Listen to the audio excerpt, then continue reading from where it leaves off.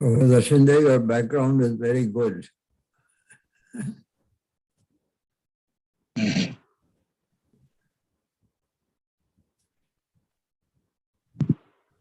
That means the picture scenery of. So let us start. Start with the universal invocation. Okay. Welcome you all. So let us start with the universal prayer. Be quiet.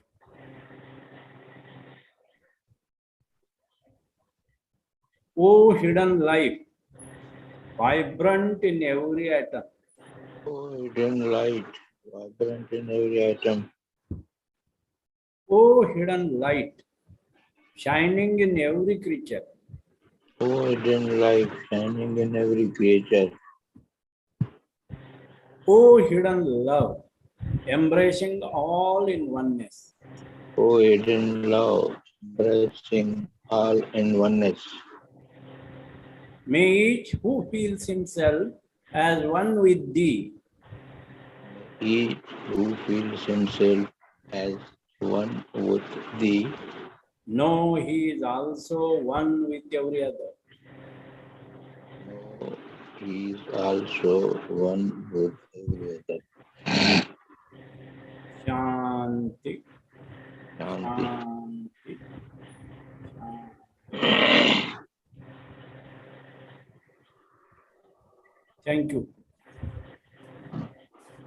I am once again welcome you all to the Indian section online platform. We will have a study class today for 2 days in memory of J. Krishnamurti, who was born in this month, in the year 1891, if I am correct. So today our speaker is Professor C.A. Sindhe, very well-known figure, not only in India, but outside India also. For the members who have joined now and not aware of his theosophical study, background and education, I am just reflecting a few leaves out of many leaves he has with him. He was retired as a zoology professor who worked at Sangli and Pune for 37 years. He is the author of 10 textbooks in zoology for undergraduate students. He has been a life member of Theosophical Society, rendering his service to Theosophical Society since 1975. In Marathi Theosophical Federation, he was president for 2 terms. He has been conducting India and outside India, in different parts of India, seminars, School of Wisdom, workers training camp, study classes at various places throughout India as a national lecturer of Indian section. I just remind you all he conducted 21 days, that is very important book, Voice of Silence in Bhavali. His many articles are published in the Theosophist, Work of India, Theosophical Digest, Indian Theosophist, and many other federation magazines. He has given many short talks, participated in international symposiums during convention at Adyar. He has compiled the most valuable book, The Watchtower, consisting of articles written by former international president Dr. Radha S. Barner, which was published as a book titled The World Around Us. Now he is a resident of India with his wife and working as the librarian of the Adyar Library and Research Center. Also, some years back, he worked as head of the Department of Editorial Office. He is secretary of Alcott Memorial School, established by Henry Steele Alcott, and also participating many Theosophical Society activities and activities of inner group. He is at present the General Council member of Theosophical Society. That means International Theosophical Society. Also executive member of International Theosophical Society.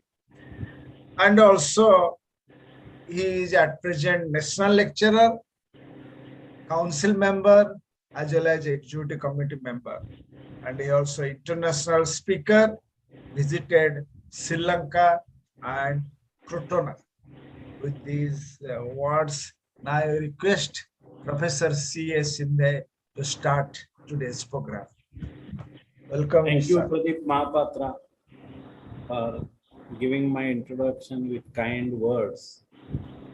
I was listening carefully. Really, it is interesting to listen one's appreciation. Don't know how our self is enjoying that. Brothers and sisters, let me make clear at the outset, we are going to study for 2 days on the teachings of Krishnamurti and to speak about such great beings like J. Krishnamurti is always a great task. So with all humility, I bow to him in adoration as a world teacher and try to put before you some of his thoughts, some of his questions which he put before us as our social responsibility. So when I begin with this study, let us pray what he prayed at the beginning of at the feet of the Master. Satoma Sadgamaya, Tamasoma Jyotirgamaya, Mrityorma Amrutangamaya. Lead me from unreal to real. Lead me from darkness to wisdom or light of wisdom. And lead me from mortality to immortality. So in all this, we are praying for the strength and also for the guidance to treat the spiritual path. When Krishnamurti was speaking about the social responsibility, and he emphasized 3 important things. Number 1, human concern. Second, global concern. And third, to have religious mind. It is not that he rejected the mind, but that mind should be a religious mind. Mind that is open and mind that is active. So the first thing, when we think about this social responsibility, we need to cultivate within ourselves this human concern. Human concern are we are really individuals are important, or hydrogen bomb or atomic bombs are important. This is our social responsibility, for which we give importance, for which we give priority. Whether to produce these destructive armaments or whether to produce the right human being, human species. So this is important. First, he said, human concern. Second, global concern. That we can understand very well, that we are now developing our social mind and we are becoming more and more or moving towards the globalization with global concern. We think globally and try to implement it locally also. The third, he emphasized the religious mind. So in this religious mind is really a social mind in true sense, because it is a creative mind. This mind has put away everything totally. It is the mind that understands, and it is this mind which never misunderstands. This is the religious mind which resolves the problems of fear so that there will be no wastage of energy in our life. Krishnaji asks to observe how energy is wasted when you are frightened. Each one must discover this, how our energy is discovered when we are frightened. Is it not all our nerves, all our hearts, everything becomes tight, everything becomes hard, and we are totally frightened? So if you are able to observe this individually and discover this, the tightening of the nerves, hardening of the heart, and how we are trembled, then he asks to observe not only the physical fear, but to observe the psychological fear, which is, he emphasized with more importance. Physical fear, he says, it is natural. It is self-protective. As we jump, when we see difficulty like snake in our feet, if it is snake is coming nearer our feet, we jump immediately. This is a natural reaction of the body. Body has got its own intelligence and it takes action if any such survival problem comes at its disposal. This is a natural response. This is a natural reaction. And this is a natural fear. And this we have developed in the course of evolution. One more thing he gives more importance is psychological fear. This psychological fear is the fear of the idea, fear of our concepts, fear of our belief in connection with sometimes our idea interferes.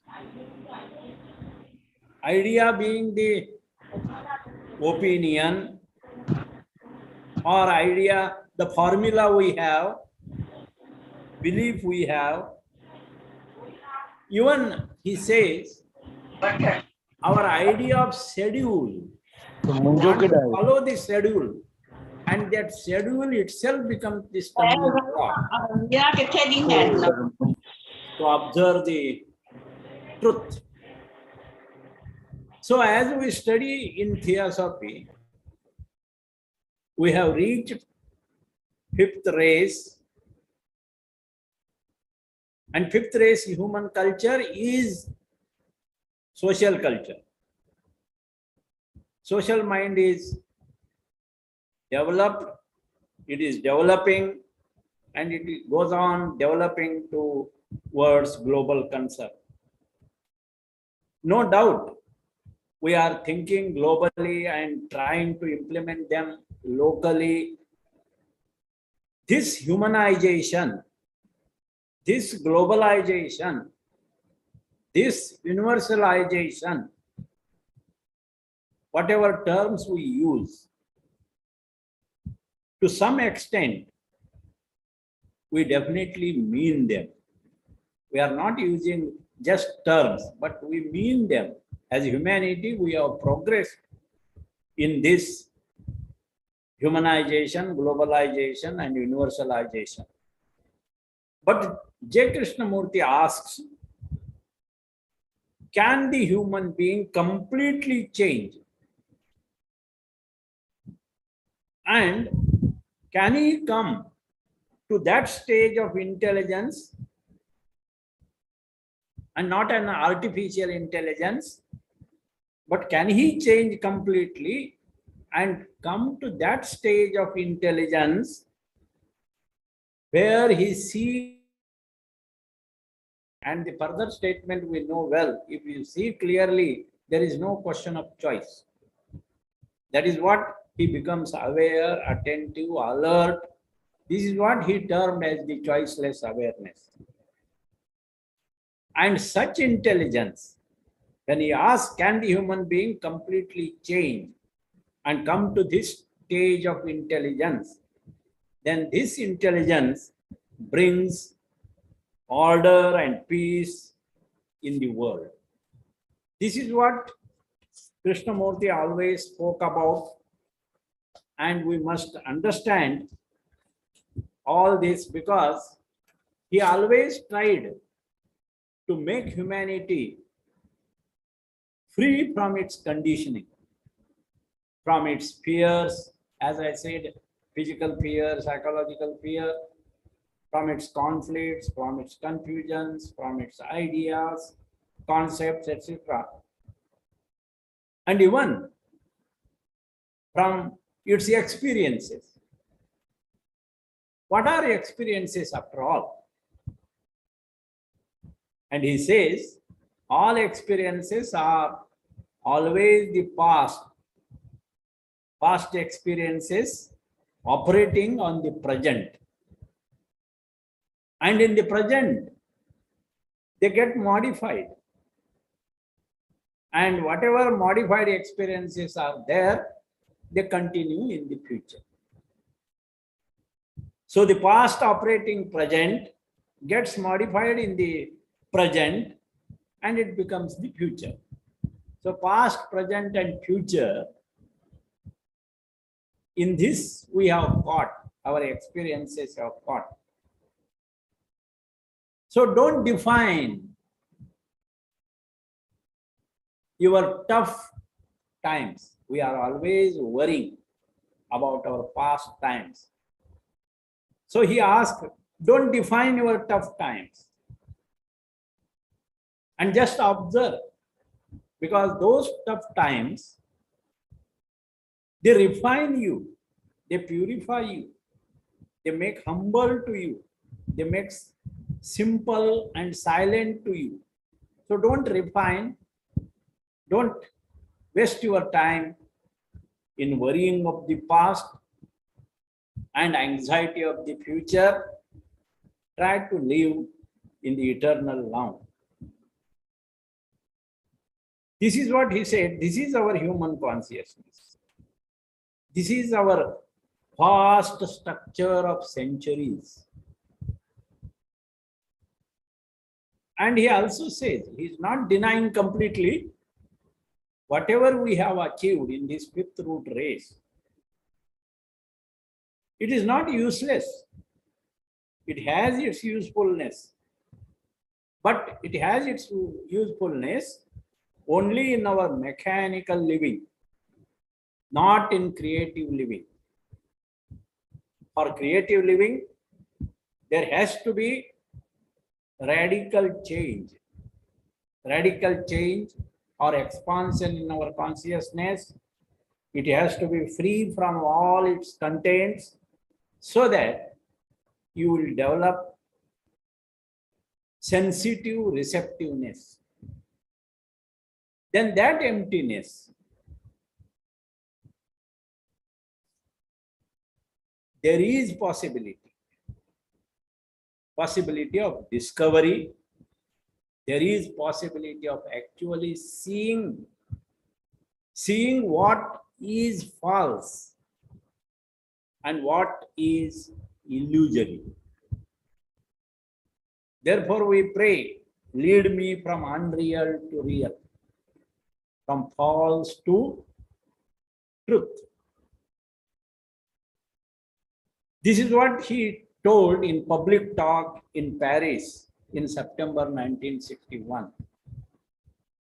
And the only revolution, part 1, he says, to see what is without yesterday is the now. What is this living in the eternal now?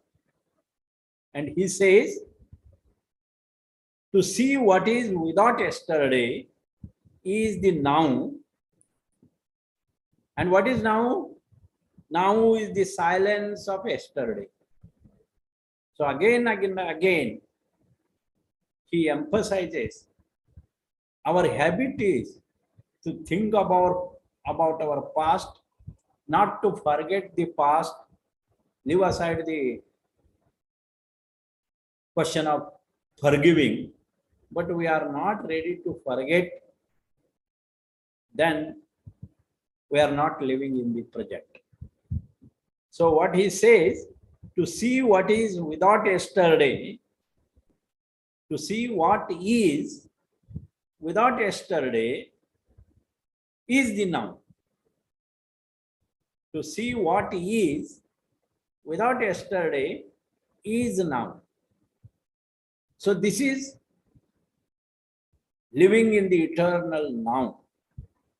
The now is the silence of yesterday.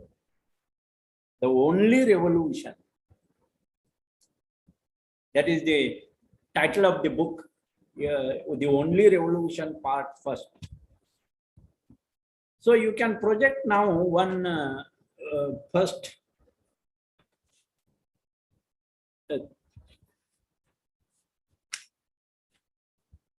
Pradeep, the first slide we will Pradeep, are you listening me? Yes, sir. Yes, sir. Try it if it is possible. Yes. That is about the book. Yeah, this is the social responsibility book we are studying. It is the collection and selection of passages for the study on teachings of J. Krishnamurti. It is done by the Prof. in 1992 by the Krishnamurti Foundation, America. First edition, Indian edition, is published in 2007. The content of it, this book, we can put that slide. Sir, just a minute, sir. Okay. Take time, no problem.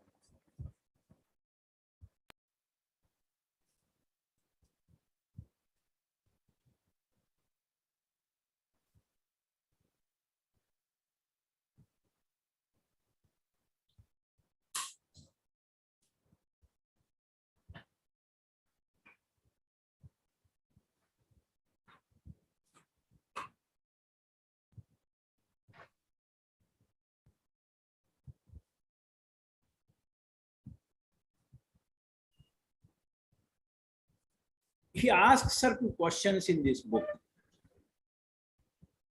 especially when we are studying social responsibility.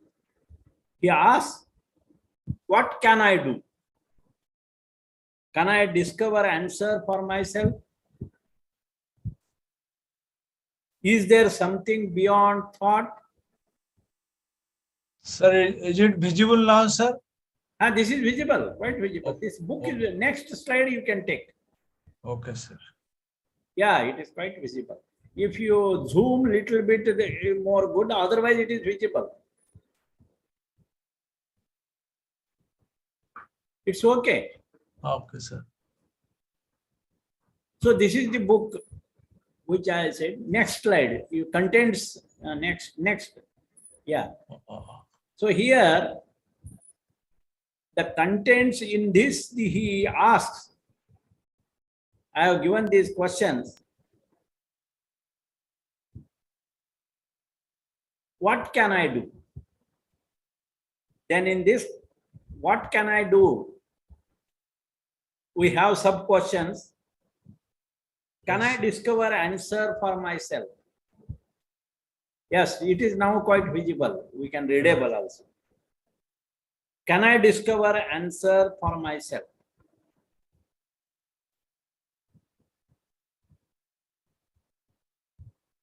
Is there something beyond thought?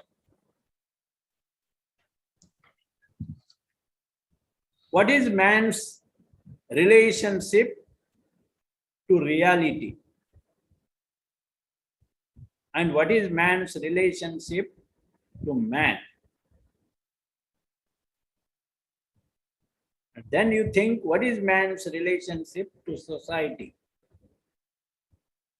Can we see that each one of us is responsible for what is going on in the world? That is our individual responsibility. So Krishnamurti asked us, can I discover myself beyond thought? And can I discover myself, my relationship to life itself? It is very important to deal with this.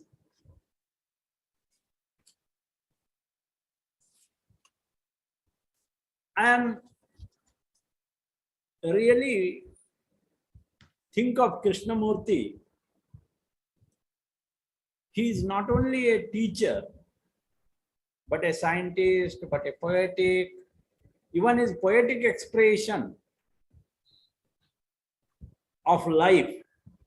When he asked question, can we see that our relationship with the life itself?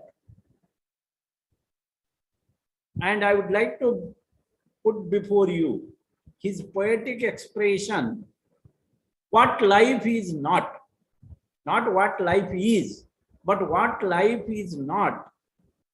He explains, and he says, life has no philosophy. Life has no philosophy. Life is not, nor coming system of thought. See, life has no philosophy, nor cunning system of thought. He called this thought as enemy, as cunning. So life has no philosophy and nor cunning system of thought. Second, he poetically explained, life has no religion, nor the deep adoration in hidden sanctuaries.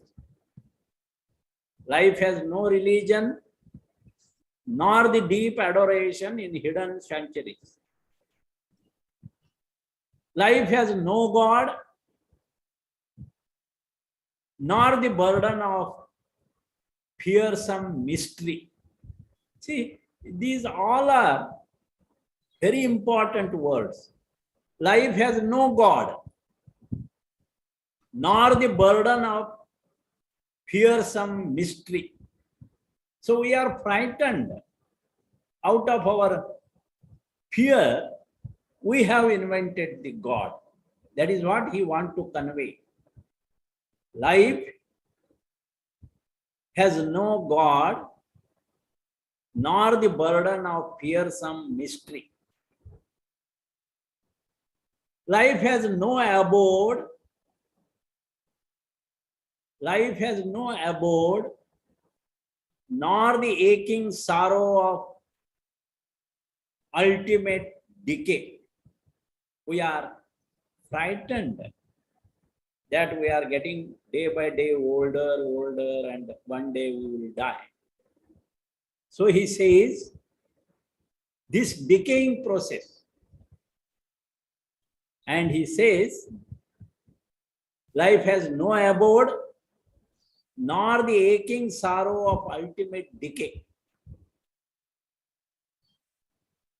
Life has no pleasure, no pain, nor the corruption of pursuing love. See, out of love, we are pursuing and we are loving pleasure. Pleasure is desire. Whatever you desire, you get. But out of that, the result of that desire is pleasure. So he says, life has no pleasure, no pain, nor the corruption of pursuing love. So when we are pursuing love, we are doing this corruption. Life has no good, no evil, nor the dark punishment of careless sin. Life has no good, no evil, nor the dark punishment of careless sin. Life gives no comfort, nor does it rest in the shrines of oblivion. So life is not spirit or matter, nor is the cruel division of action and inaction. Finally, he says, life has no death, nor has it the void of loneliness in the shadow of time. And man is free agent in nature. That is what HPB said. He also says, man is free is the man who lives in the eternal, for life is. So this he told in the poetic manner, I will tell you of the secret perfume of the life. Await me, O friend. So this is what J. Krishnamurti speaks about what life is not. And in 1922, Krishnamurti, as we know, underwent certain experiences, and those experiences brought about in him a deep transformation. That means those deep transformation gave him a new vision of life. Out of that new vision of life, he gave these statements in a poetic form. They may be in words, but all those are really worth contemplating. Later, he, as we know, dissociated himself from all organized religions, from all ideologies, and he became really a free agent in nature. Because he said, we waste our energy. And what is energy? He said, if you are really creative, if you are really living in the eternal now, then all action is energy, all movement is energy, all desire is energy, all feeling is energy, all thought is energy, all your living is energy, and all life is energy. And therefore he asked her, allow that energy to flow without conditions, without friction, without conflict. See, these words are really penetrating in our consciousness. And he says, you have more energy. You have more capacity. You have more drive, greater intensity and vitality. And if you do not feel this, then you have not thrown off the burden, you have not discarded the dead weight of authority. And when you have thrown off and have this energy in which there is no fear at all, no fear of making mistake, no fear of doing right or wrong, then is not that energy itself is mutation? He asks. We need a tremendous amount of energy which we dissipate through our fear. But remember, this energy which comes from throwing off every form of fear, that energy itself produces the radical inward revolution. So this is what the Krishnamurti and Nitya, they are standing, they were brothers. And you know, when Nitya passed, Krishnamurti actually, he transformed totally. And that transformation gave him the vision of life. That is important. And JK became free with the idea of death by the death of his brother Nitya. The next slide, that is of human concern. This human concern, brotherhood of humanity. We speak about one life, one consciousness, one human species, but without respect for human life, our knowledge only leads to destruction. Only leads to destruction and misery. So we have to think deeply on this. When the mind realizes the limitation,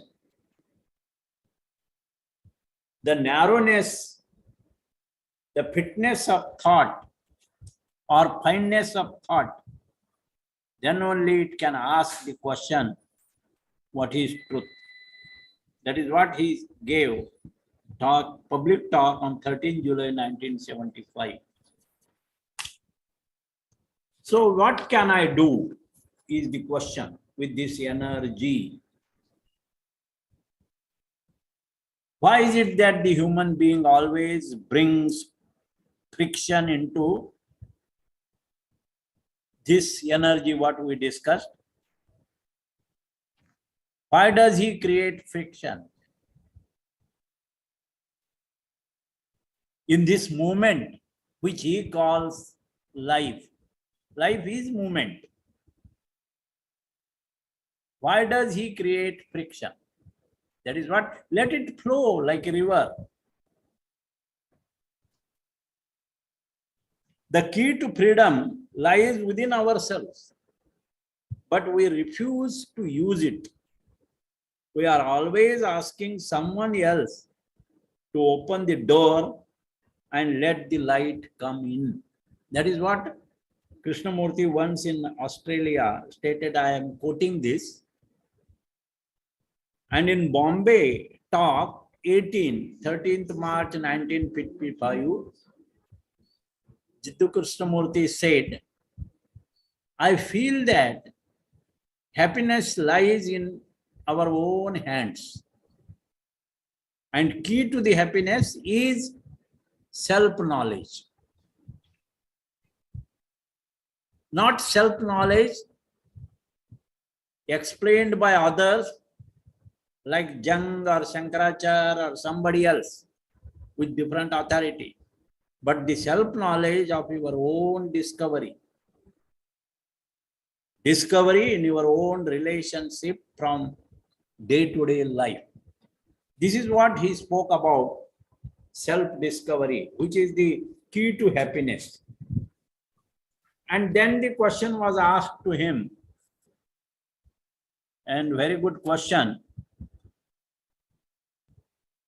The question is, and we as the Theosophical member must know, the Theosophical Society announced you to be a world teacher or Messiah. Why did you then renounce the Messiahship? This is the question was asked to him. And what he replied is really something to contemplate. He replied, whether I am a Messiah or not can be answered in simple way that I have never denied. I have never denied it. And I don't think it matters very much. What I think about it is not important. What is important is to find out for yourself if my teachings are the truth. Find out yourself. For yourself, if my teachings are the truth. Don't judge, don't label, don't give importance to the name. Whether I am the world teacher or Messiah or something else is of the least significance to you. If the name has become important, then you will miss the truth. One will assert that I am, and another that I am not. But your conflict, confusion, sorrow are not solved by any of these assertions or denies. It is important to be earnest after the search for truth because it gives freedom from strife and pain. The truth of my teaching can be discovered in your daily life. And truth is not distant. It is very, very nearer. The intellectual will not find it because he is caught in the net of his own knowledge. That knowledge prevents his understanding. Even the man of devotion will not find it because he is caught in the confusion of his own image and emotions. But one who is earnest will understand it. This is what in the collected work of J. Krishnamurti I have quoted his reply. So what I think we have to understand, of course, out of our contemplation, out of our study, meditation, practice, we can discover in our life teachings of J. Krishnamurti. How? By bringing balance of our good and bad moods. Three types of balance we must maintain. Balance of head and heart. Head and heart. That is what HPB also said. Head learning and heart learning. We should have that balance. How?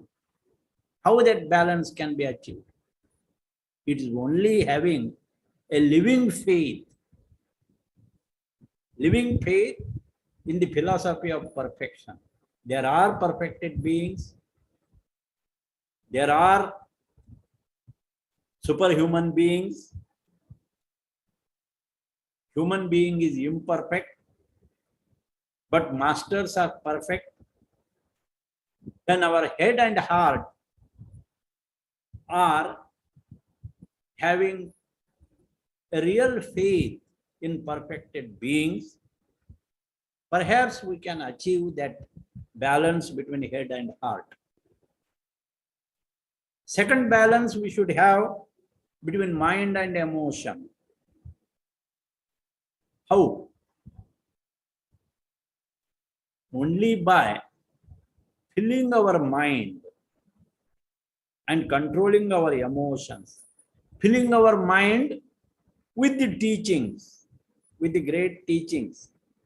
That is what mindfulness, great teaching of Buddha, great teachings of the great ones, scriptures. So if mind is filled with this, for instance, if the mind is filled with the idea of unity, that is enough to control the emotions. When the mind is filled with unity, then you control your emotions, you won't do any violent action. And the third balance is balance between intellect and instinct. This can be achieved by being close to the great ideas of life is one, consciousness is one, there is unity in diversity. All these ideas must be very, very close to us. This reminds me to tell you three kinds of people. The most common is one who, before doing something, thinks, oh, it is very difficult. So much of obstruction and hindrance. And such people, they will not start any venture at all. This is one kind of people.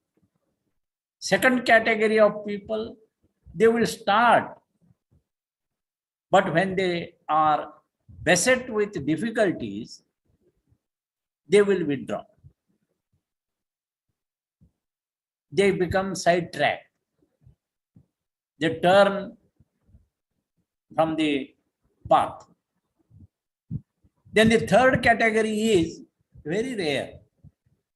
Even if they are repeatedly assailed by obstacles, they will not leave what they have taken up.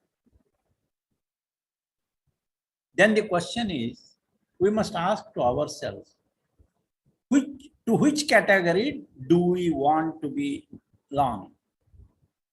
Think accordingly. So the story is told, three boys went to climb a hill.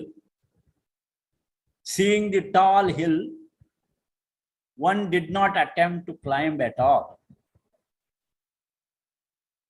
Then the other two started climbing. After some time, the second boy felt fearful, looking at the height in front, and returned. And the third boy put all his energy and enthusiasm and continued climbing. Every time he was placing his foot, the hill was coming down in the height and the peak getting nearer to him. With enthusiasm and drive, he climbed faster and faster and finally stood on the top. The hill was below. This is how we have to develop our own enthusiasm and resolve our difficulties. And Krishnaji says, mind has inexhaustible resources. So even if this tool, mind and intelligence, it is a good instrument to make use.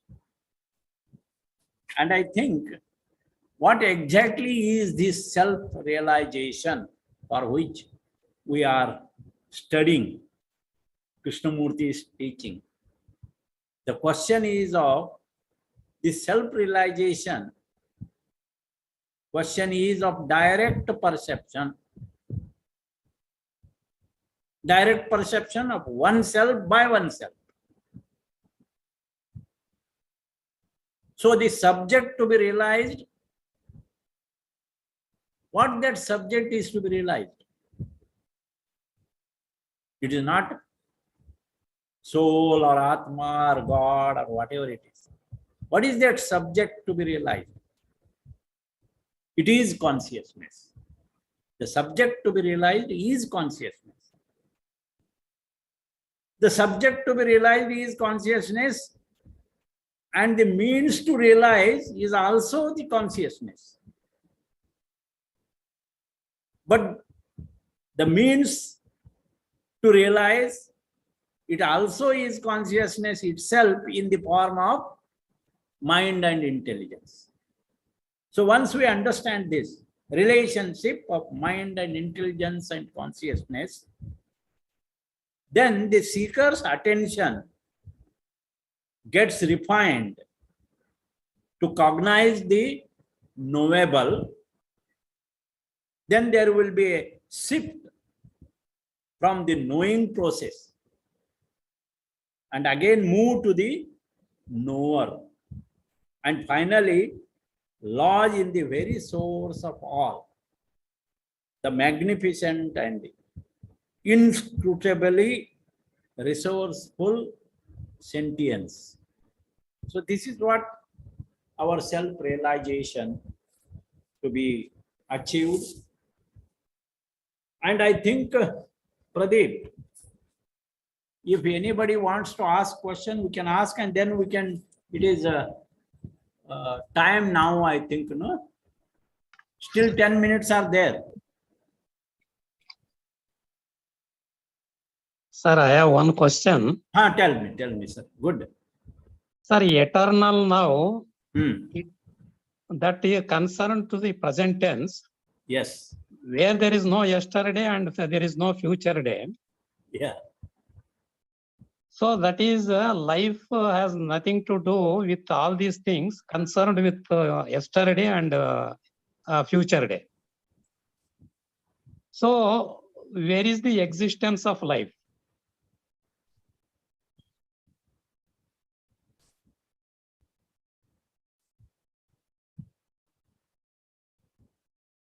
I have answered your question. The existence of life is silence. As you said, there is no yesterday, there is no thought, nothing. Then what is there? Nothing is there. Don't say nothing. That is existence. That is silence. I think so. You just, Doctor, Yes, sir. Yes, sir. Yes, sir. Basavaraj Reddy. Yes, sir. I know. What do you think? Is it not silence? Yes, sir. It is beyond our mind. Don't say like that also. We know silence. We can be silent, vacant, not thinking anything, not planning anything, not worrying about anything. But I am there. A person who is sitting quietly. Yes. That quietness itself speaks a lot. Rather, he says it refines us. Okay, sir. Thank you. Welcome. So, sir, I request Subralina to present a video made on Indian section headquarters. Okay. Okay. No, if you want, I can continue, but if they Let us people have a 10 minutes break. yeah, that is what I think, because it is a heavy subject. Yes, sir. Subralina, I made you co-host. You can present now. Okay, good.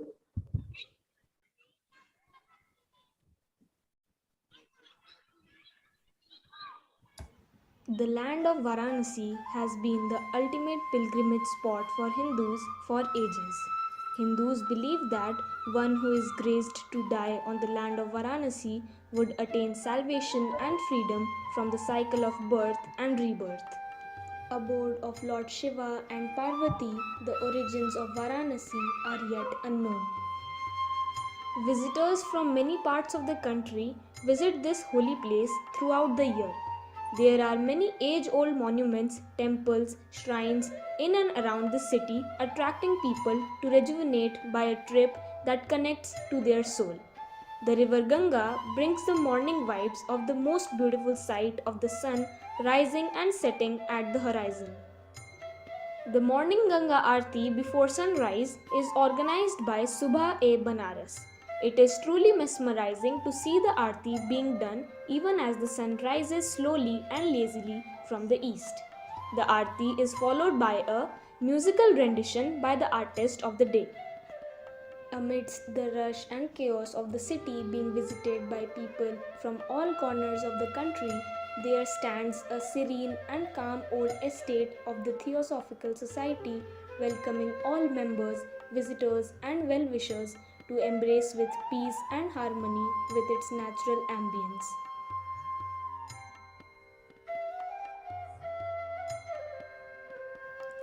The Indian section of the Theosophical Society was constituted by an executive order of the President Founder Henry S. Olcott dated November 17, 1890, stating, "The Indian section of the Society is formally constituted as a section for the whole of India effective from January 1, 1891. By that time, 127 lodges had already been chartered in India, showing that theosophical work was already quite strong there, mainly due to Olcott's extensive tours. The Indian section of the Theosophical Society was registered on 31st August 1903 with its headquarters at Varanasi. It is the National Society for India to carry out within its jurisdiction the objects of the Theosophical Society. The present estate of the Indian section headquarters covers about 70,000 square meters. On it stands the famous bungalow Shanti Kunj, the abode of peace, in which Dr. Annie Besant lived from March 1900 until she moved to Adyar when she became the international president in 1907. She continued to consider Varanasi her home and India her homeland till she passed away in 1933.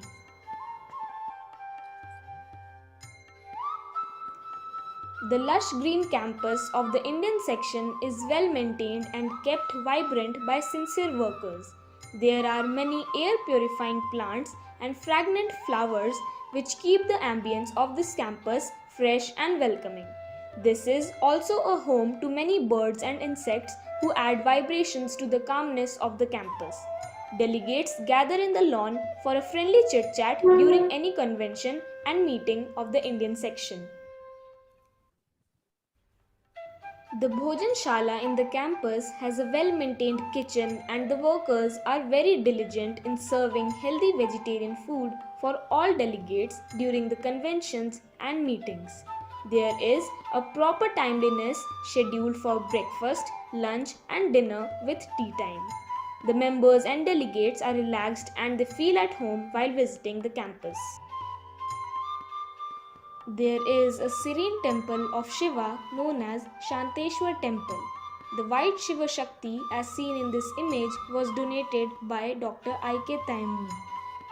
Linga is the symbol of potential energy of Shiva, who represents the whole cosmos, and Shakti or Prana is the life energy that makes possible movement in the cosmos.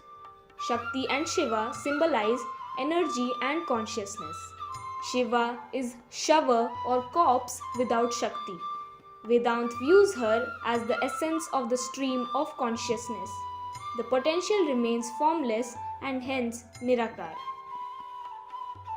Another activity taken up by a number of lodges in India is the Bharat Samaj, started in 1920. It was initially meant to simplify the Hindu rituals. Under the leadership of Pandit Mahadeva Shastri of the Adyar Library and Research Center, a daily puja was introduced, taking mantras from the ancient scriptures. It was publicly performed for the first time by Krishnamurti at the convention in 1925. There are Bharat Samaj temples on the TS premises at Adyar and Varanasi, and the puja is performed there daily. On certain days, it is performed regularly in several lodges, and it is a common feature on some special occasions. Vasant Kanya Mahavidyalaya is a women's college in Varanasi admitted to the privileges of the Banaras Hindu University. It was established in 1954 by Dr. Rohit Mehta, who was inspired by Dr. Annie Besant and went on to found this college for women education with the motto Education as Service. The college is run by Besant Education Fellowship and situated in the compound of the Theosophical Society at Kamacha, Varanasi. The renovated hostel in the campus is named after him as Rohit Mehta Bhavan. Annie Besant School, run by Besant Education Fellowship, was founded in 1952 as Shishu Vihar. In 2005, Shishu Vihar and Annie Besant Primary School were merged and renamed as Annie Besant School. It was upgraded in 2015. Now, the students from class prep to class 8 are getting value-based education in a beautiful ambience. The headquarter main building has the office of the President, Indian section and workstation of the staff. There is a meeting hall where members and delegates attend seminars, lectures and significant functions of the TS. This is a picture of Federation secretaries assembled for a meeting.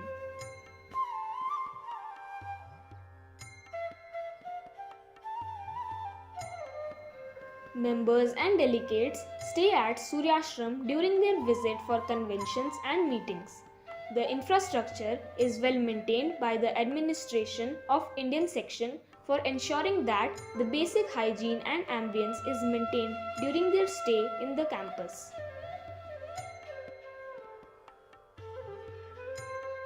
Dr. A. Richardson was one of the stalwarts laying the foundations of the theosophical work.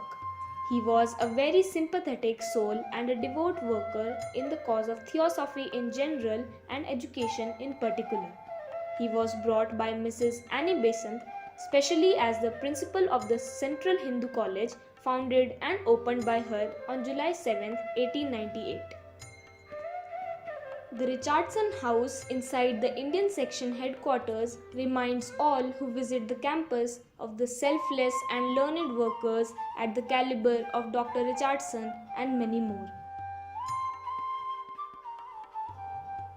According to a student of the Theosophical School who first came to live in the Indian section headquarters in 1932, he heard a number of anecdotes and stories about the campus in the early days from his teachers and elders.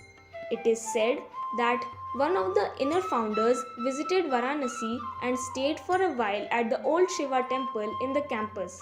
He bathed in the adjoining water tank, whose parapets are still intact, and drew drinking water from a well nearby, which still exists though not noticed by many.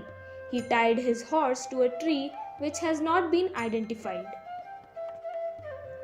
There is a bilwa tree at the temple whose fruits are exceptionally delicious. Saplings from it are available in the TS nursery at Adyar. Mrs. Besant had the temple renovated. Later, the tank was filled up and 2 tennis courts were made.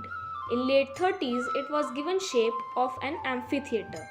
The same was renovated and was inaugurated during the 144th International Convention held in the Indian Section campus.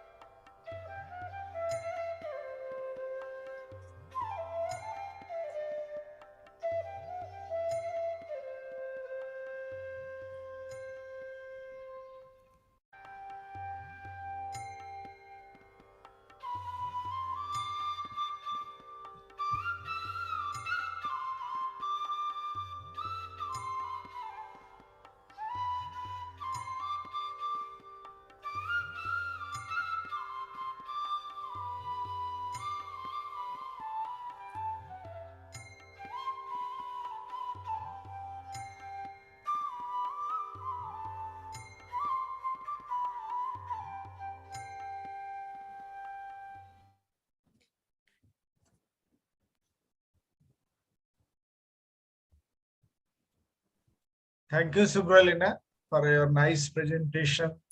Thank you, Francie. Okay, sir, we'll start. Yes, thank you, Suvarnina. Very nice presentation, and we are happy to see about the Indian section. We are proud of Indian section. It is the biggest section in the world. Well, we will go to the second part. You can give Yes, that sir. second part. What is your responsibility to society? No, one more next. Okay, sir. What is your responsibility? Yes, yes. You can enlarge it so that the people can read. Yes, sir. It is already enlarged, sir. Okay, it's okay then. What is your responsibility to society? What you are, the world is. And without your transformation, there can be no transformation of the world. The very structure of society is the structure of yourself.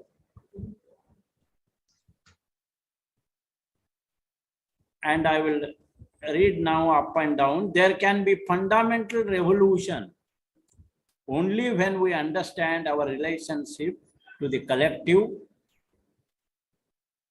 And where does one begin to bring about this fundamental change, which is so obviously essential in the social order?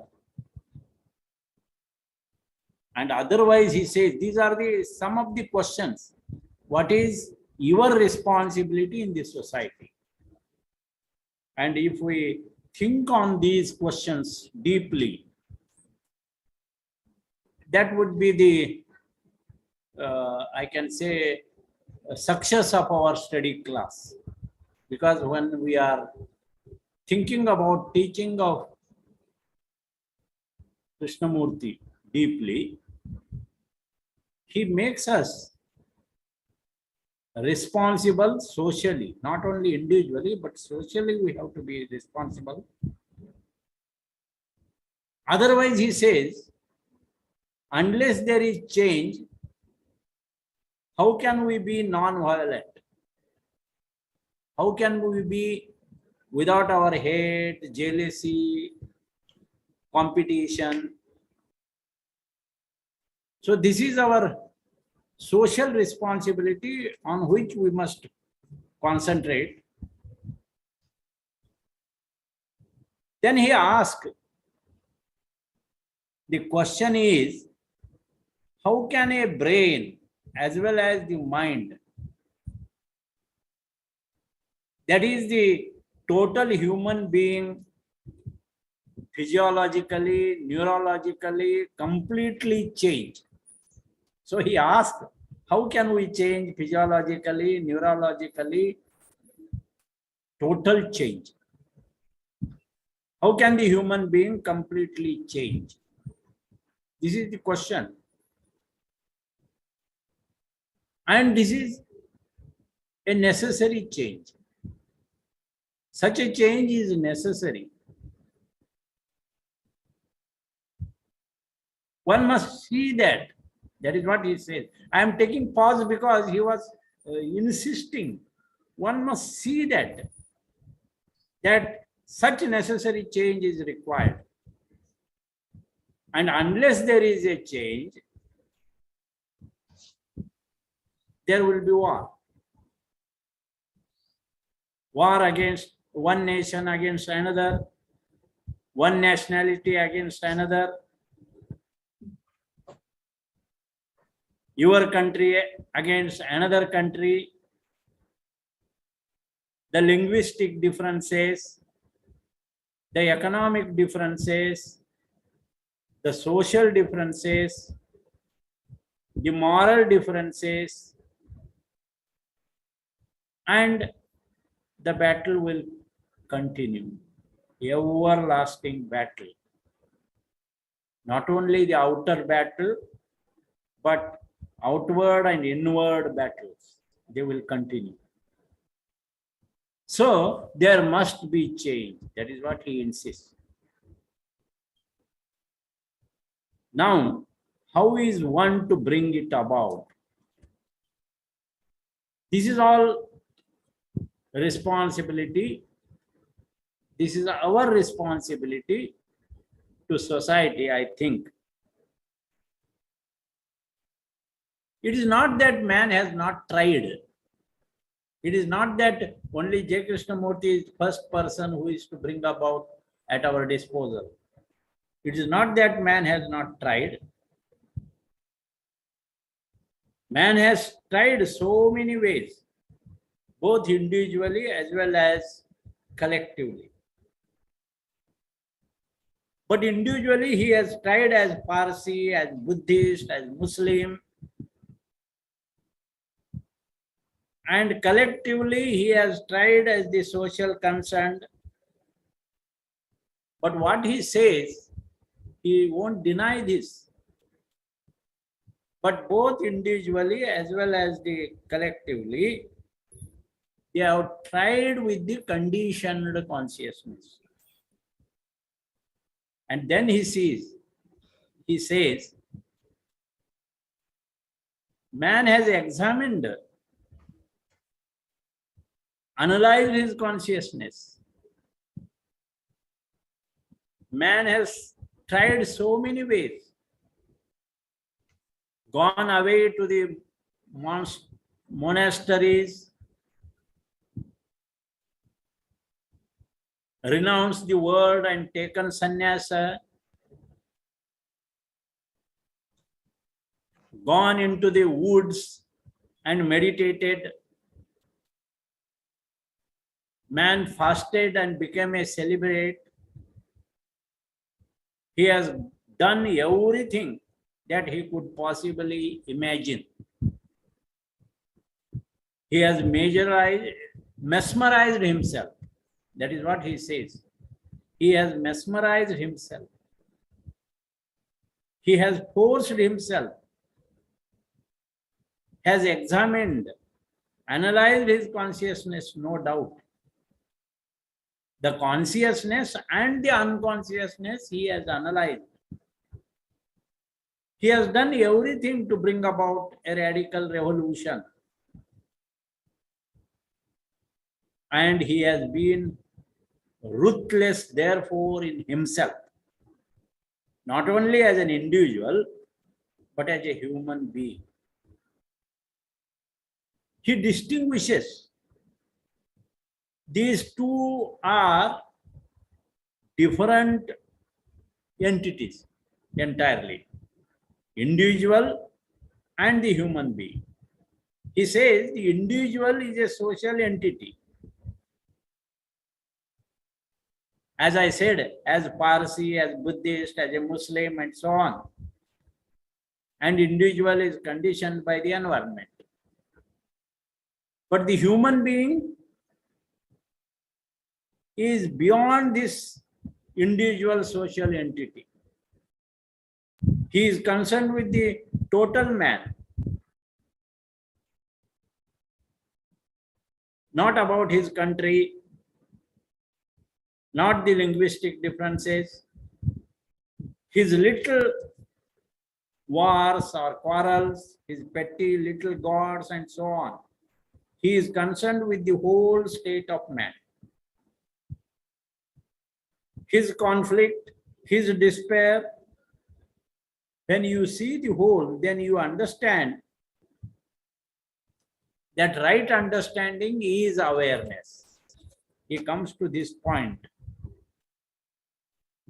As the human being, why the human being has done everything to bring about a radical change. And yet fundamentally man has not changed at all. We are what we have been for 2 million years. The same is told in the Mahatma letters. The humanity is same what it was million years ago. No change in them. Like we were selfish and still we are more selfish. So Krishna ji says, yet fundamentally man has not changed at all. We are what we have been for 2 million years. The animal is very strong in us, he says. He accepts there is both animality as well as spirituality in man. The animal in us is very strong. The animal with all its greed, envy, ambition, anger, ruthlessness still exists deep down in our hearts and mind. And we have, through religion, through culture, through civilization, through polished behavior outwardly, with better manners,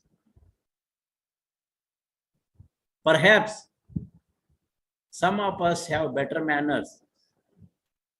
We know a little more technologically. We have gone very far. We can discuss Western and Eastern philosophy.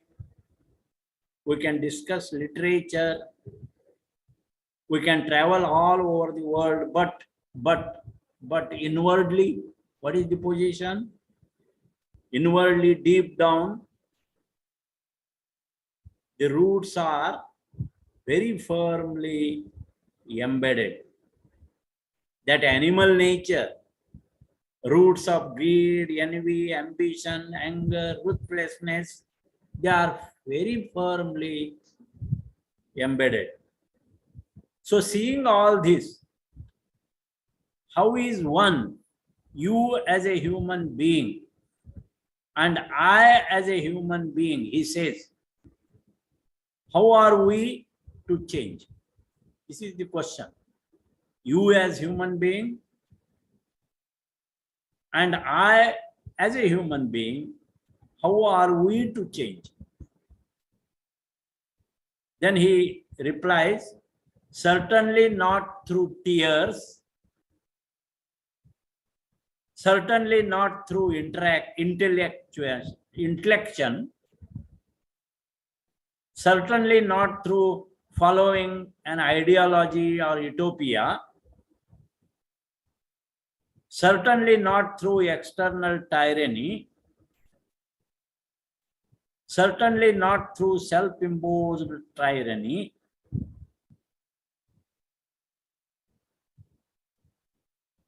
so one should discard all this. And I hope you have also discarded all this. See, this sentence is very important. So one discards all this. And I hope you have also discarded all this. That means, as a world teacher, he has tried himself to discard all this. So he says, one discards all this And I hope you have also discarded all this. So there is hope in humanity that we all together can discard this. Do you understand? He asks. To discard one's nationality, is it so easy? To discard one's God, one's traditions, one's beliefs, to discard all the things that we have been brought up to believe in, to discard all this is a very difficult thing. We may intellectually agree, but deep down in unconscious, there is the insistence. There is the insistence of the past to which we cling. So this is again, we bring some skandhas, some samskaras, some past, some gross materiality in us. And that is insisting to do that. That is not allowing us to discard. Then what is it that purifies? And his answer is, actually such questions are asked to him. He says, nothing doing, just simply sitting. Silence purifies you.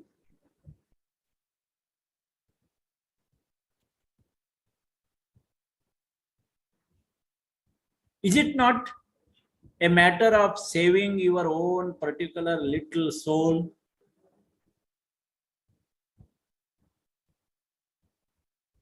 It is not a revolution within oneself as an individual that we are talking about. A matter of saving your own particular little soul, but a revolution within oneself as a human being, totally related to all other human beings. We may consciously separate ourselves into petty little individuals, but deep down, unconsciously, we have inherited human experiences of all the time, and mere superficial changes on economic or social level, though they may provide a little more comfort, little more convenience, are not productive of new society. We are concerned not only with the human being's transformation of his total nature, but also with bringing about a different society, a good society. And a good society is not possible if there are no good human beings. This is what it is quoted in this book from the Collected Works, volume 15, page 203, where he gave in 1965 talk.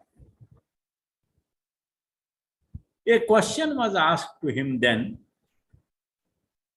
what effect does a revolution in the mind of a single person have on the whole human race? So if a single person is changed, is there any change in the whole human race? This is what the question was asked. And in a very light way, but seriously, he said, if you are asking seriously this question, what one person's change will bring change in the human race? If you are really asking seriously, then he says, change yourself and see what happens. Don't ask. Change yourself and see what happens. This is what we must experiment ourselves. Total revolution in human psyche is possible, he says, by complete silence, quietening the mind, and only complete silence can bring about total revolution in the psyche, not by any effort, not by any effort of control, not experience or authority, but that silence is tremendously active. It is not just a static silence. And to come to that silence, you have to go through all these. Either you do it instantly, or you take time and analysis. But remember, when you take time for analysis, you have already lost silence. So don't take analysis. And then he says, when the mind becomes silent,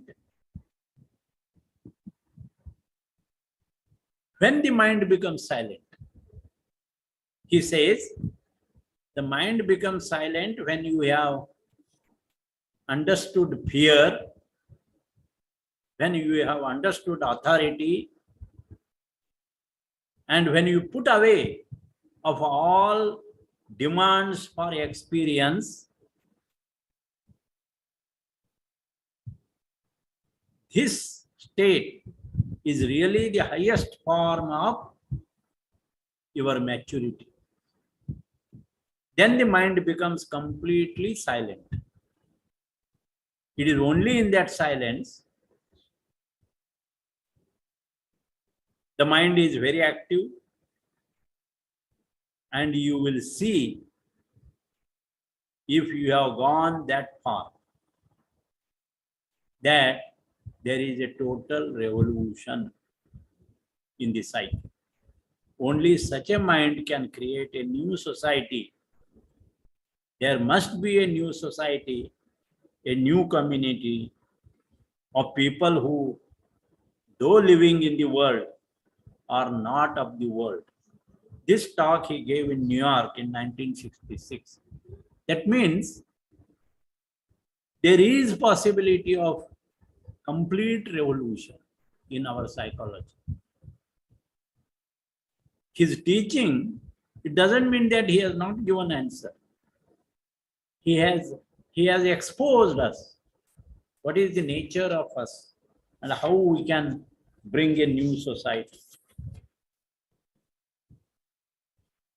It is to become, in other words, total sensitive. And for such total sensitive,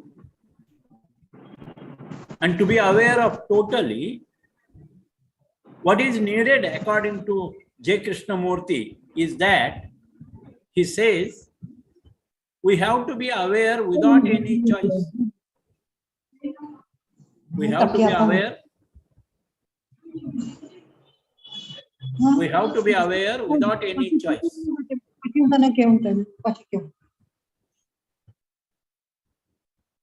We have to be aware totally. Aware of influence, aware of our habit, awareness of our tradition, awareness of the conditioning of the mind as a Hindu, as a Christian. To be totally aware of all this is to be totally sensitive. As I said, to achieve this sensitive perceptivity, the awareness is essential. Awareness of what is and what influences us. So awareness is not merely of the external facts, But awareness of the external fact like stupid society, the rotten, corrupt religion, which has no meaning at all. There is no meaning of the repetition of the Gita, the authority of the books. You have to be aware of all these facts and also be aware that you never look at a tree. He asked, really you look at a tree? Are you aware that you are looking at a tree? He says, you never look at a tree. Because to look at a tree, we must develop that sensitivity looking through tree, having that communion with the tree. And then says, such kind of communion with tree, looking through tree, has an extraordinary beauty. Are you aware of that? To be aware of all things outwardly, and then of your reaction to those outer things, which is the inward movement?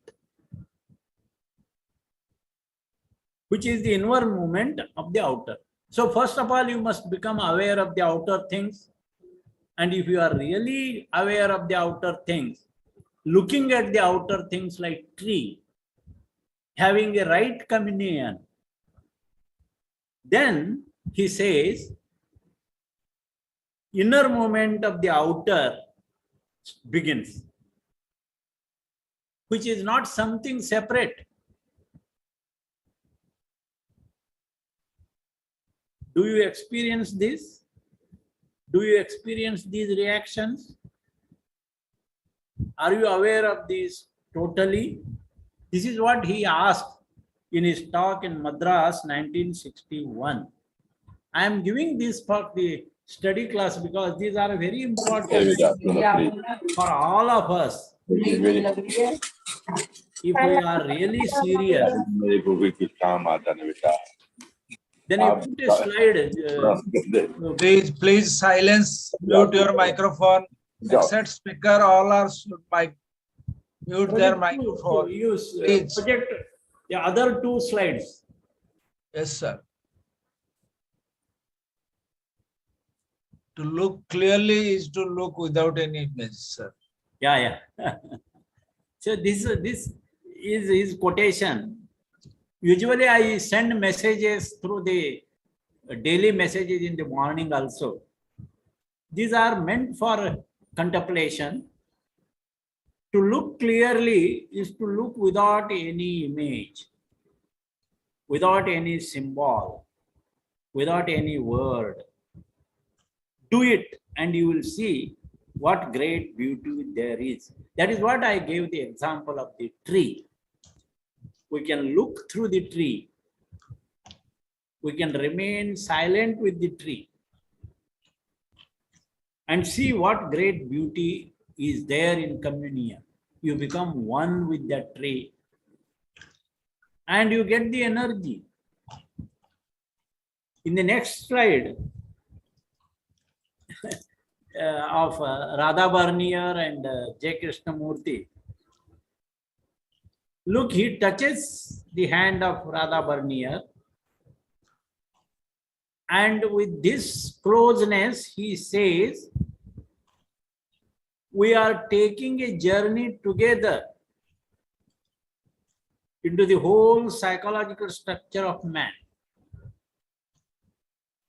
Here, Krishnamurti Foundation and Theosophical Society have become one.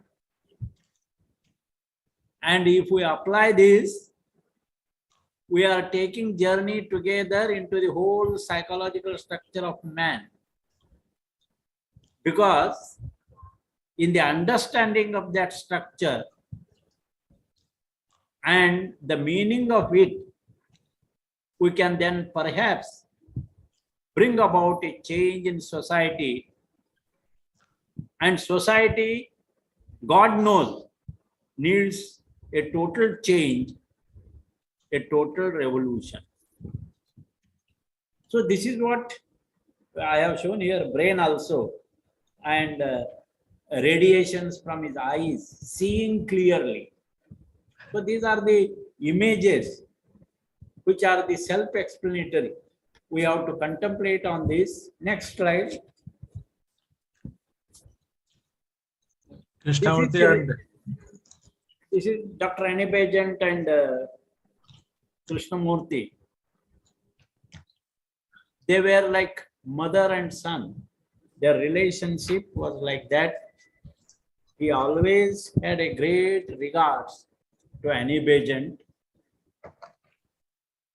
And one more picture, next you can project. This is where he is doing communicating with the tree. You may be knowing about the paper tree in front of his cottage. This is not that one, but he was always with the tree, touching with his trunk. And he asks, what is my relationship to nature? What is my relationship to nature? Nature means everything.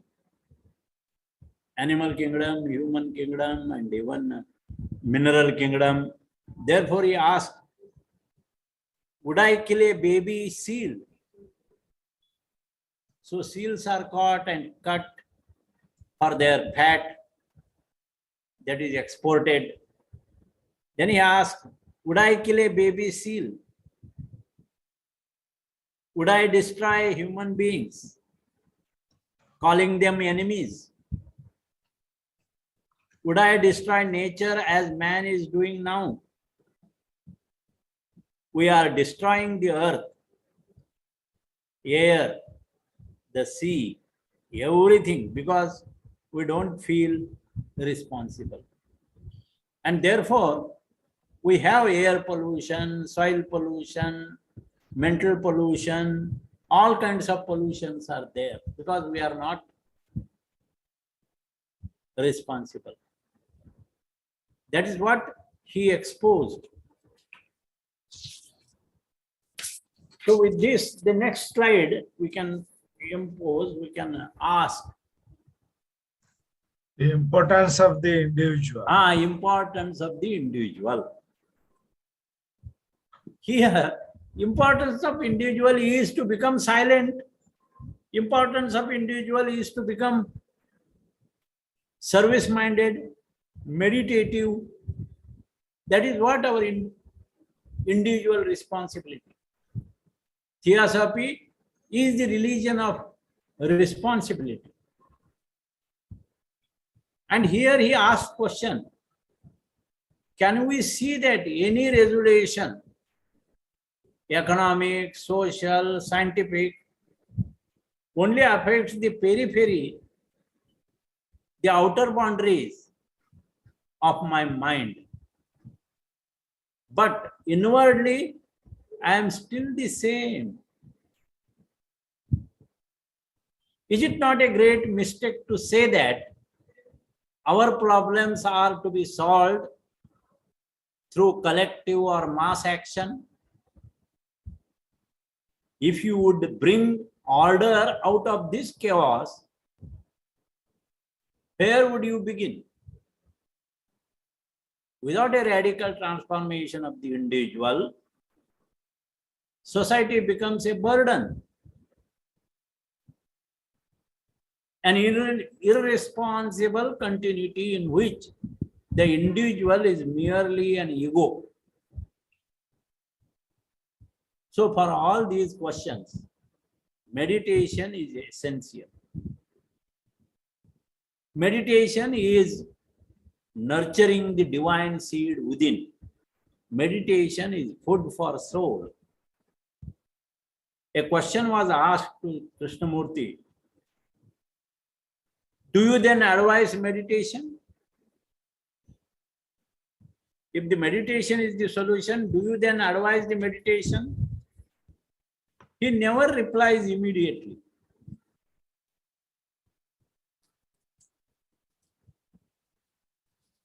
He says,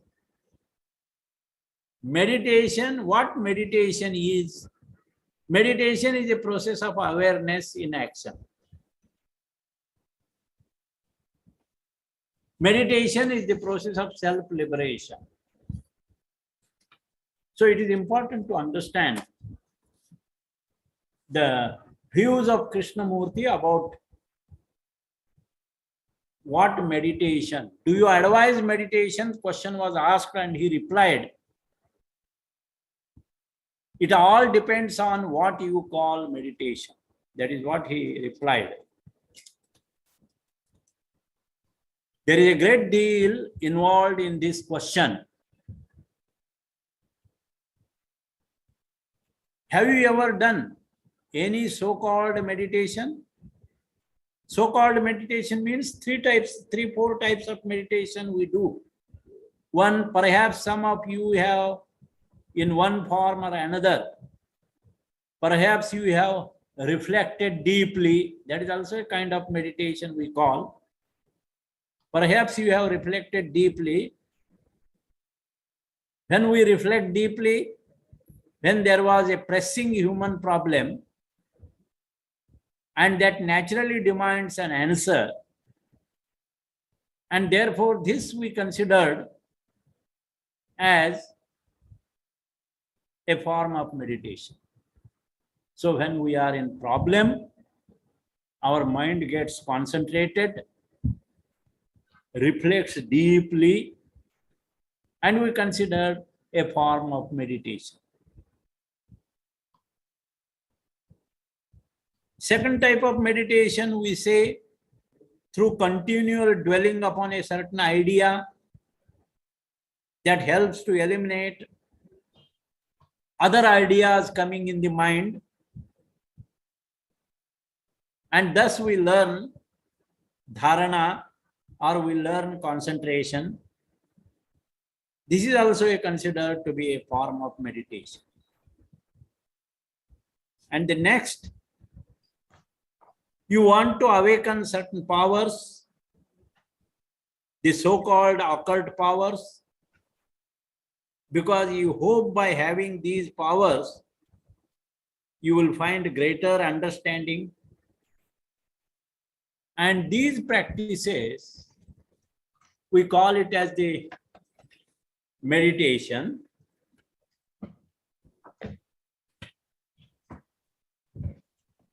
So to be constantly alert and aware, to be thoughtful, that is what he says, is the beginning of meditation. To be constantly alert and aware and to be thoughtful is the beginning of meditation. Because without the true foundation of viveka, discernment, mere concentration and other forms of so-called meditation become dangerous, he says. And they have no deep significance. And he says, as I pointed out, when you are aware, you will find that the mind is seeking result. The mind is seeking a conclusion. Mind is desiring achievement, security. Even if we are practicing meditation, and if we are really aware what our mind is doing, and in real sense, mind is seeking a result, it is seeking conclusion, it is desiring achievement, security.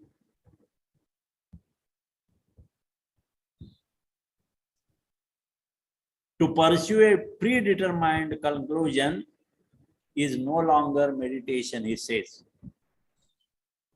because thought then is caught in its own net of images.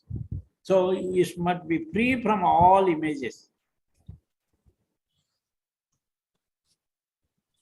Let us consider the process of meditation. Before that, once Radhaji told about the Saint Francis, what he said to a young monk.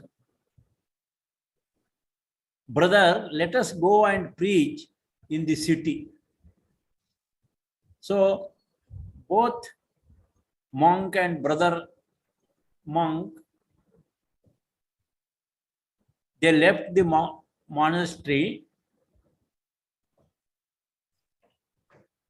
and while walking, they were talking of lofty subjects. They passed through the whole city and returned to the monastery.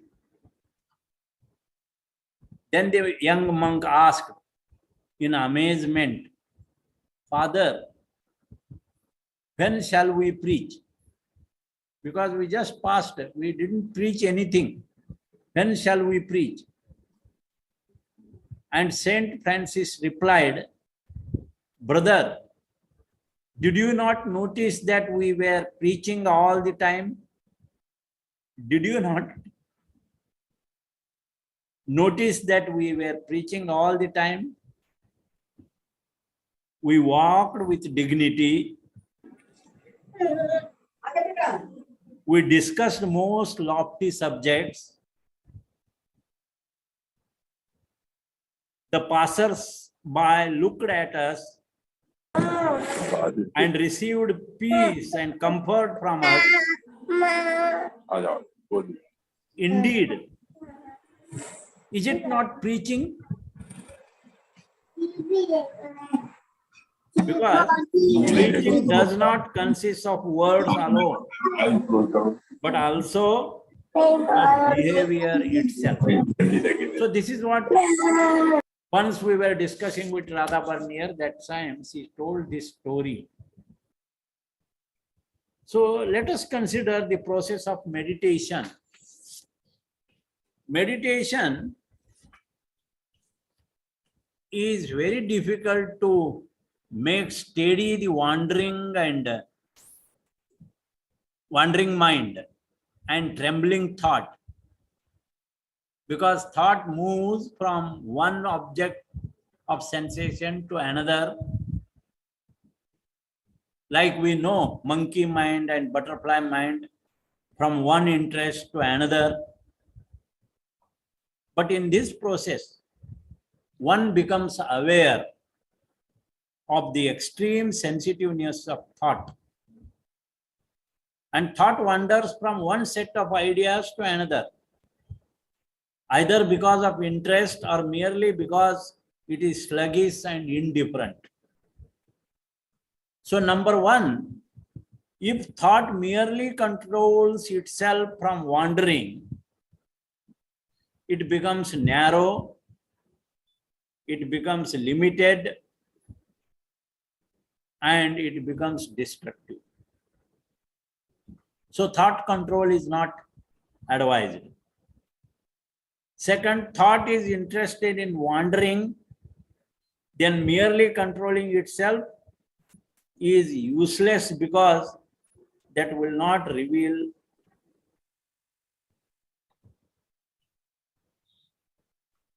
Let us ask why it is interested in the dissipation of its own energy. Why thought is interested in wasting its own energy? That is what we have to ask. Third, if you are interested to find out why it is wandering, then you are beginning to discern, then you are becoming aware, then there is a natural, spontaneous dharana or concentration. So first you must observe that thought is wandering, then you must discover and discern why it is doing so. So you must observe that thought is wandering, then discern why it wanders. But merely controlling thought does not bring about creative action. So when there is a natural concentration of interest, not mere control, then you begin to discover that thought is in a process of constant imitation and that it is ever wandering through its many layers of memories, precepts, examples,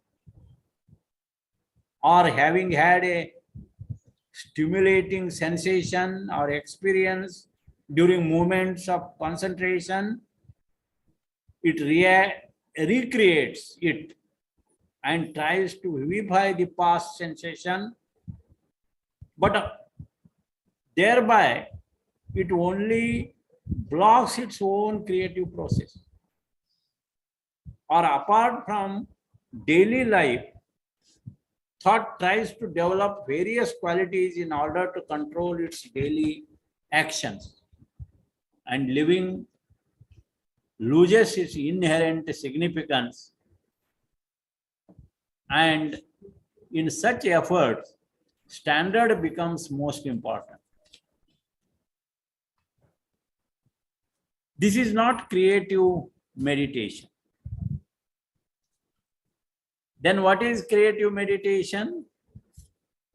If you are aware in your daily activities, when you are talking, when you are walking, when you are making money, seeking pleasure, in that awareness, again deepening on your earnestness, it is only there begins an understanding, a love which is not an command of intellect or command of emotion.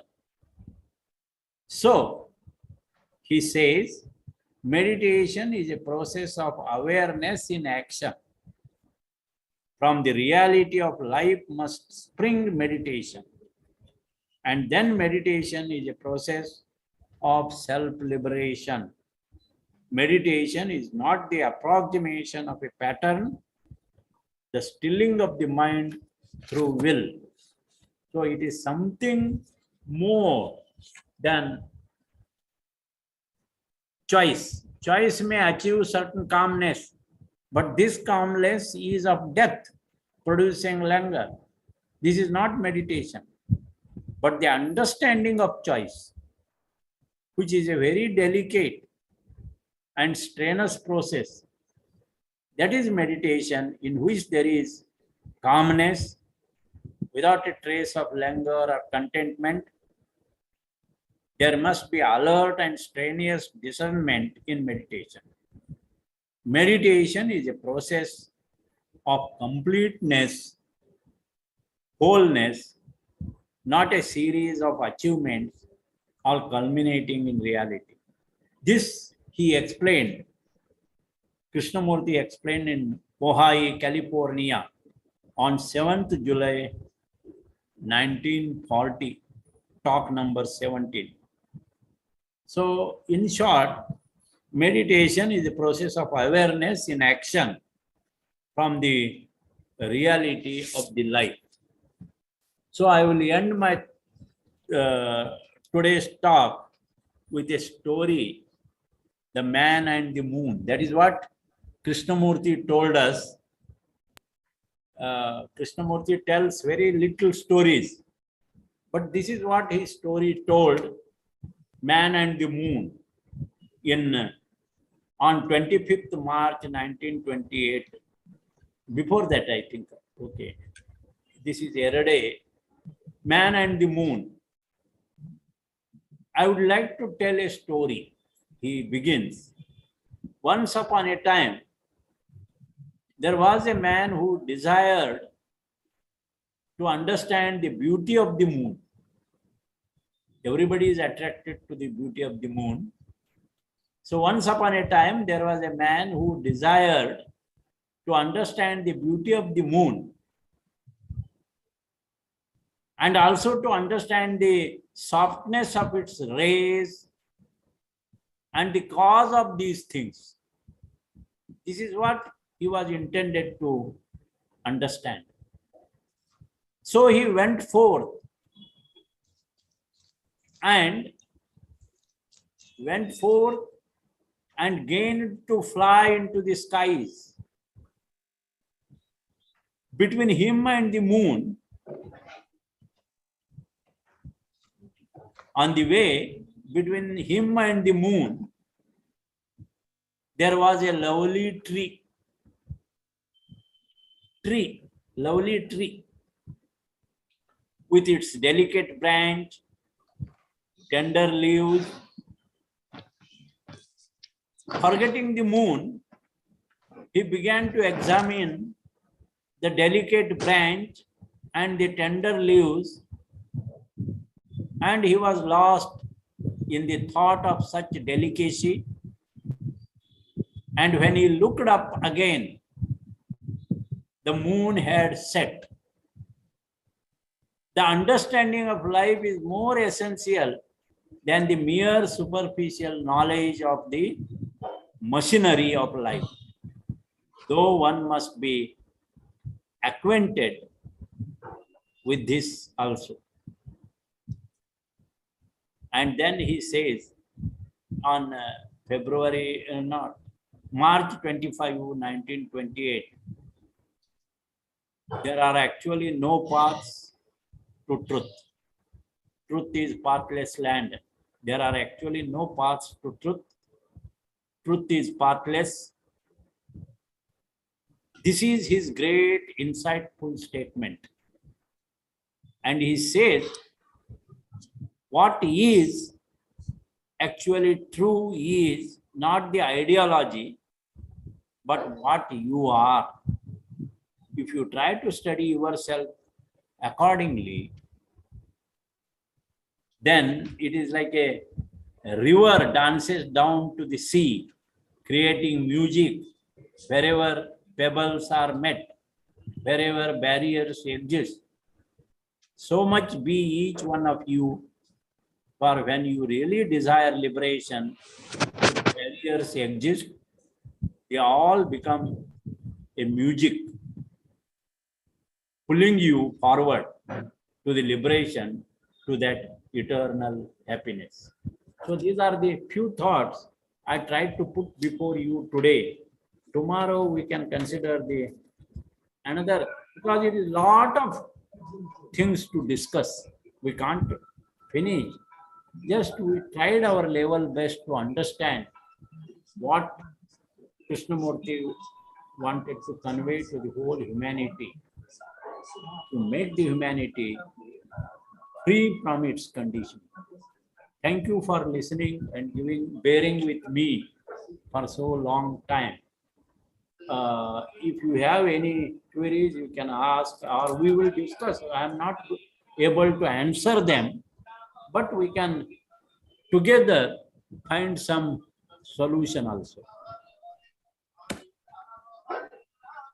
Thank you to set us into a silent mode, sir.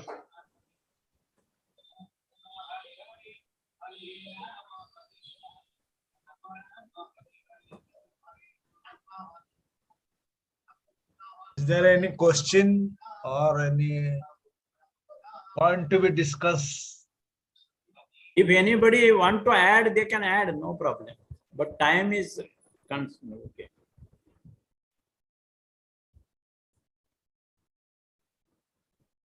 No, sir, nobody is going to add.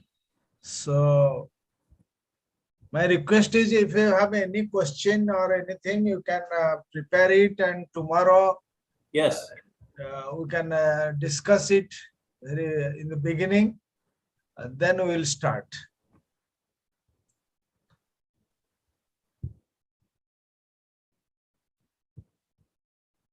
Thank you, sir, for your nice presentation. Thank you. And Thank you. thank you, the members who have joined today. And now I request you tomorrow at same time, kindly join. Now I request Mitalini ji to sing the closing prayer. Thank you to all my brethren. Namaste to all. Om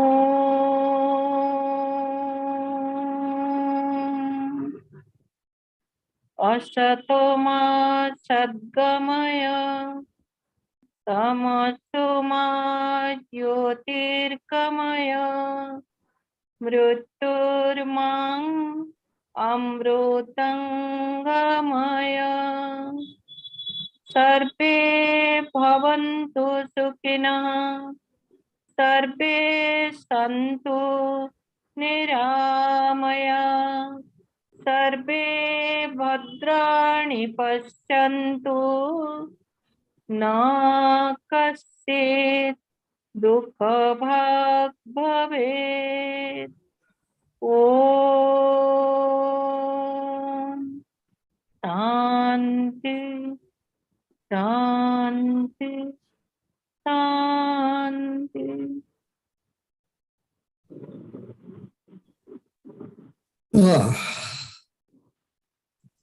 Thank you, sir.